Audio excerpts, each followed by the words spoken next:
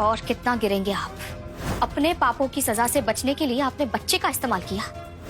ये चाले चल के आप कानून की सजा से बच सकते हैं, पर अपने कर्मों की सजा से नहीं बचेंगे। तुम हमसे ऐसे बात नहीं कर सकती। हम तुम्हारे पति।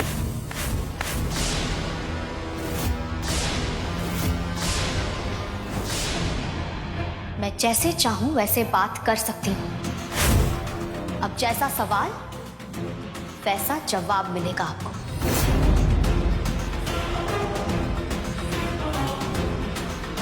शो की कहानी आगे बढ़ती है और हम देखते हैं कि किस तरीके से यहाँ पर जो ठाकुराइन है एक पंडित के पास भी जाती है और गंगा प्रसाद के बारे में पूछती है। पंडित साफ कह देते हैं गंगा प्रसाद मर चुका है, जहाँ पर ठाकुराइन खुश हो जाती है, लेकिन वो मर के भी नहीं मरेगा, उसका कुछ ऐसा करिश्मा होने वाला है।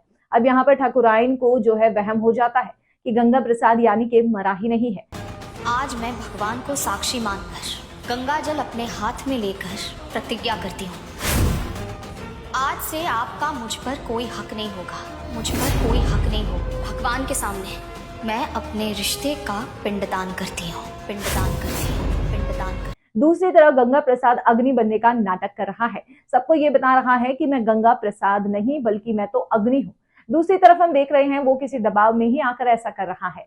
तो यहाँ पर जो है डोरी को भी विश्वास नहीं होता कि वो उसके बाबा नहीं है, वो तो उन्हें अभी बाबा बाबा कहकर ही पुकार रही है। दूसरी तरफ आने वाले एपिसोड में गंगा प्रसाद और डोरी के बीच में हम कुश्ती लड़ते हुए देखेंगे, जहां पर ये दोनों बाप बेटे एक दूसरे से लड़ रहे होंगे।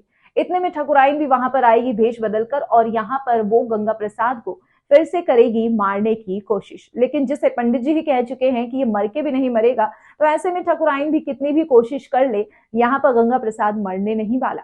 और वैसे भी यहाँ पर जो है गंगा प्रसाद की पहचान फिलहाल अग्नि से चल रही है। क्या ये आनंद का प्लान है या फिर आनंद इन सब चीजों से बेखबर है, ये सब तो खैर आने वाले एपिसोड में ही पता लगेगा। लेकिन जब डोरी को ये बात पता चलेगी कि मेरे बाबा मरे नहीं बल्कि जिंदा है, तो डोरी को भी ये जानकर होगी बहुत खुशी। कमेंट सेक्शन में आप अपनी राय बताइए और कर दीजिए चैनल को सब्सक्राइब।